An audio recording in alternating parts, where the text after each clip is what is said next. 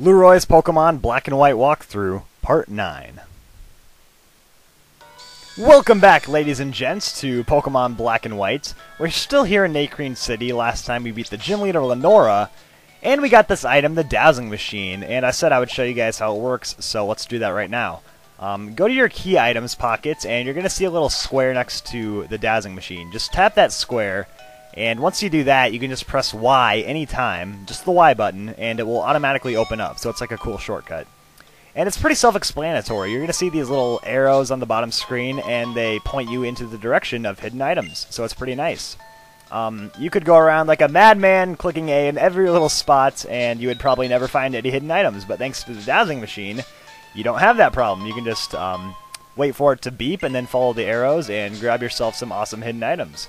And I really don't understand how, like, the concept behind hidden items confuses me.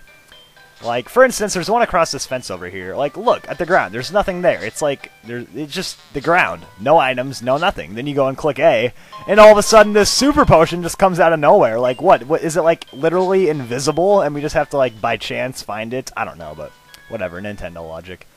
Anyways, let's get back to business. Oh, wait, no! We gotta grab this one last item over here, so we'll get back to business in a second. Yeah, there's an item behind this fence here. This one's not hidden, it's a regular old item, but yeah, there's an ether, or whatever you want to call it. So yeah, that's like a record for most items in like a 1 minute span, but yeah, now let's get to the trainer battles here. So yeah, let's fight this nurse here, and you guys are about to have your minds blown, alright? You're about to see a brand new Pokemon on my team. Alright, yeah, I'm serious. A brand new Pokemon. I went ahead and caught this off screen right before the video. It is a Tympole, which is a water-type Pokemon. Really good team member in my opinion. That's why I caught it. I think it's really underrated. So yeah, this is my newest Pokemon, Mr. Toad, which I nicknamed it. It's kind of funny because you're not technically a Toad yet. You're still a Tadpole, but one day you will be a Toad and you will live up to your nickname. But yeah, I'm going to switch out, though, so Gabbro can take this thing down, because Gabbro can take anything it wants to out. I mean, seriously. If you guys haven't, like, if you haven't been watching the videos, you don't know what I'm talking about, but if you've watched every video up to this point, then you understand the concept of rock and roll. I mean, it's the most dominant thing ever. Like, hands down. Just, like, Mewtwo comes short of rock and roll. Like, Arceus just comes short of rock and roll. Rock and roll is, like, the god of all Pokemon. So yeah, after you beat this trainer, she's actually going to heal you up. Now this is really nice. Anytime you want to, you can go back to this nurse and she will heal up your Pokemon just like you're at a Pokemon Center. That's really nice because it makes this a great training spot. You can train your Pokemon here in the grass and easily heal up. We're actually going to spray some repels and fight the trainers down here though. But yeah, the Pokemon Center it's kind of annoying running all the way back to the Pokemon Center, which makes that nurse really useful. So what I'd recommend doing is just, training in this area over in the grass, and when your Pokemon get weakened up, go talk to the nurse and heal yourself up again. So yeah, this trainer here has got a Cottony, so we'll just do the same thing, switch out and go over to another Pokemon. Probably Porky, because you're a fire type and you can take this thing out. But yeah, one easy way to level up your weaker Pokemon is to start with them in the front and then switch out. That way they both get experience, so it's like the oldest trick in the book. We've been doing this since back in Red version, the old Switcherooski strategy. But yeah, this whole area is like, well, there's two areas. There's the Pinwheel Forest, and then there's like the outer area of the Pinwheel Forest. This right here is the outer area. You can do this before fighting the gym, but you can't go inside the actual forest until after the gym. So this is typically your like key training spot for the second gym. I just decided to do the gym first, but if you're struggling with the gym, definitely head over to this route here. Fight all the trainers, fight some wild Pokemon, use the nurse to heal up, and in no time you'll have all your Pokemon up several levels, and it's going to make the gym fight a whole lot easier. But yeah, I just did the gym fight first because I thought it'd be a little more challenging to do it that way, but yeah, that's why we're here now outside the Pinwheel Forest, fighting Petalils and Cottonies. You actually can't catch these Pokemon until you get inside the forest, so yeah. Anyways, Mr. Toad is up to level 13 without actually doing any damage on anything. That's the nice thing, you can get Pokemon up levels without ever fighting them in battle, so pretty nice. Anyways, we got another preschooler right here. Hi, trainer. Okay, they say you have to be 10 years old to be a Pokemon trainer. Yet we find little preschoolers. Like, these, you gotta be like, what, 4 or 5 years old? Like, these guys are just breaking all the rules. I mean, these preschoolers are wandering around on their own with no supervision, fighting Pokemon, and, you know, gambling on it, too. I mean, we're taking money from preschoolers. How do we live with ourselves? Yeah, this guy's got a Roggenrola. I mean, of course, Roggenrola can go down pretty easily when you're fighting it. It's just when you use it, it's like a million times better. But yeah, if you just have a water or grass type, you can actually take it out pretty easily. Of course, my Roggenrola is just a million times better than his Roggenrola. That's the deal. But preschooler Homer, wow, I never picture anyone being named Homer. That's like, I don't know. Just from watching The Simpsons enough, it just makes the name Homer just humorous to me. A little preschooler named Homer seems funny because it's like the exact opposite of Homer Simpson. Anyways, let's head down here. I actually just put my Pansage up front because I think Jungle Gym needs to do some fighting against this dude. Alright, this guy says he's brave and bold, so he's ready to fight. Yeah, of course, the bravest and boldest of all the youngsters. It's Youngster Kita, or Kaida, or whatever. It's a name that I've never seen in my life. And he's got a Tympole, so this is the Pokemon that I caught, obviously, so that's why I'm using my Jungle Gym to take it out. Let's use Work Up. That will boost up my attack stat. That's kind of what you have to do with your monkey Pokemon, just use Work Up, just because they, I mean, Pansage only has Vine Whip, which isn't that strong of a move.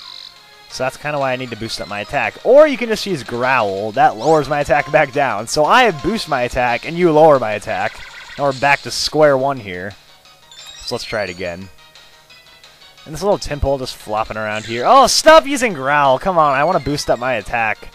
And you just have to keep lowering it back down. I'm just like, come on, Pansage, boost up your attack. And he's just like, nope, I'm just going to Growl. Just waste your time.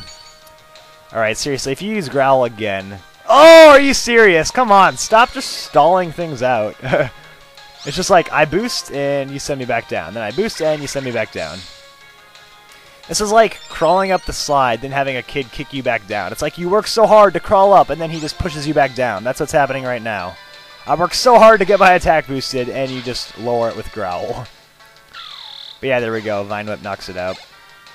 But yeah, the reason I had to do that is because Vine Whip's not a strong enough move to actually take down these Tympoles in one hit, which is kind of sad. I mean, you would hope your Grass-type move that's super effective could be a one-hit KO, but... yeah, that's kind of the problem with the monkey Pokemon. It takes them a little bit to actually get some powerful moves. Once you get them to level 22, they learn a really great move. That's just kind of when they take off and start dominating everything. But before level 22, you gotta struggle a little bit. Anyways, this last Tympole should go down, so there we go. Nice job, Jungle Gym. You took care of business, and we beat the youngster. Before we move forward, let's actually go back to that nurse and heal up our Pokemon. And then we'll be back and ready to fight some more trainers. Alright, that's always handy. So let's grab this item right here, and it's an antidote, and it looks like we got another youngster to fight. So let's go ahead and make sure we have the right person in front here. Yeah, that should be good. Alright, so youngster, are you going to be as bold and brave as that last dude? I guess we'll find out. I love how every youngster just... they all have their hats on backwards. I mean, you will never find a youngster in your entire life with his hat on the right way. They just always have the backwards hat. Anyways, youngster Zachary, who do you got? Ooh, a Venipede. Alright, this is a bug and poison type Pokemon. We haven't seen it yet, but it's pretty decent. You can catch it inside the Pinwheel Forest. I actually really considered using this on my team because I kind of like Scolipede, which is the final evolution. Yeah, it's a pretty good bug-type Pokemon, but I decided to pass because I found some other Pokemon I'd rather have. Anyways, Bubble Beam will finish it off. Yeah, Venipede's actually kind of an annoying Pokemon at first. It takes a while for it to learn some good moves, but once it gets evolved, which happens pretty early, it's actually a really nice Pokemon. Anyways, next up is Lilly Pup, so Mr. Toad seems to be doing a pretty good job here. The really nice thing about the Pokemon Tympole is that it starts off with Bubble Beam, which is actually a really powerful Water-type move for, you know, this early on in the game. I mean, normally you're stuck with something like Water Gun or Bubble, but Bubble Beam is actually quite powerful for only being on our second gym badge. And he also has this move Round, which is a normal type move, so it's basically like kind of like Tackle, but it's a special attacking move. And there we go, Mr. Toad is at level 15, so I want you to actually evolve into a Toad so it doesn't seem so weird calling you Mr. Toad. Right now you should be like a Mr. Tadpole or something. Anyways, down here we have an item, so there we go across the grass. If you guys are wondering why I'm calling him Mr. Toad, it's not because I was stupid and couldn't think of anything original. It's actually based off a character called Mr. Toad. If you guys ever went to Disneyland, there's a cool ride called Mr. Toad's Wild Ride, which was like one of my favorite rides when I was a kid. I think I went on that like a million times in a row. Anyways, let's actually go back and heal at the nurse one last time, and then we'll be able to continue along here. And there's an antidote. Alright, so up these stairs here, we got 2 more trainers. This is actually the Challenger's Rock, and you're going to find some fighting-type trainers up here. Yeah, there's actually something pretty cool you can do at the Challenger's Rock, which I'll show you in a second here. But first of all, let's fight this trainer. And I think she has a Timburr on her team, if I remember correctly. Yeah, it's these battle girls, like the karate people. They're kind of funny. They're just walking around this rock, like, all intense with their training, but... Yeah, I think Tympole can pretty much just take this thing out. I mean, I just added Mr. Toad to my team, and he's pretty much already up to par with everyone else. I mean, he's taken down all these trainers and whatnot. Pretty much caught up in levels already. And yeah, one thing I noticed about Black and White version is that the wild Pokemon are at a higher level than they've like ever been in past games. You can actually catch wild Pokemon and quickly get them up to the same level as everyone else on their team, just because... Like, in past games, they've been putting wild Pokemon at, like, ridiculously low levels, but this time around, Nintendo actually gave you some decently leveled wild Pokemon, which is kind of nice. Anyways, we got this one last trainer over here. There's an Ether. I love this dowsing machine. You can just find so much cool stuff. Anyways, you battle me. I love how he's just walking around in circles. And he talks about how fantastic his training is. Like, dude, all you're doing is walking around in circles. That is not, like, legitimate training. Anyways, this is Black Belt. You always find Black Belts in Pokemon games, but you never find, like, Red Belts or Blue Belts or anything. It's always Black Belts. Like, if you are a karate guy, you are, like, automatically a Black Belt. That's, like, the only rank in the Pokemon world. Anyways, Mr. Toad should be able to take this thing out just as easily as the last one, so... I am definitely impressed. I have no regrets adding this to my team. And yeah, I was saying it's an underrated... Whoa, critical hit! Nice! One-hit KO. Or not a one-hit KO, but a two-hit KO, I guess. Yeah, I was saying Tympole is an underrated Pokemon, which it definitely is. I'm learning Mud Shot, by the way, which is a Ground-type move. Yeah, by the way, Tympole eventually becomes a Water and Ground-type, which is awesome. But yeah, it's definitely an underrated Pokemon. Most people just think it's kind of average, but in my opinion, it's like top-notch, like one of the better Water types in the game. Alright, so this is the cool trick you can do with the Challenger's Rock. If you have a fighting type on your team, you can just click A on the Challenger's Rock, and any fighting type can do this. They will smash the rock, and you will get a free star piece. You can do this once every day, and star pieces are kind of worth a lot of money, so definitely do that if you have a fighting type.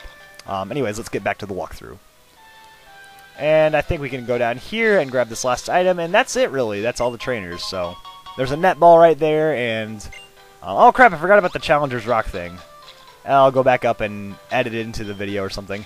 Anyways, that is it, though, for the outer area of the Pinwheel Forest. I guess we still have this item right here, which is a great ball. But yeah, that is it for all the trainers and stuff. So let's head back up here to the nurse. Crap, wild battle. So next time, we're actually going to go inside the Pinwheel Forest. This outer area was just something I had to cover quickly since I skipped over it earlier. But yeah, next time, remember, Team Plasma ran off with that Dragonite skull, so we got to go chase him down. That's what's going on next time. Stay tuned for more.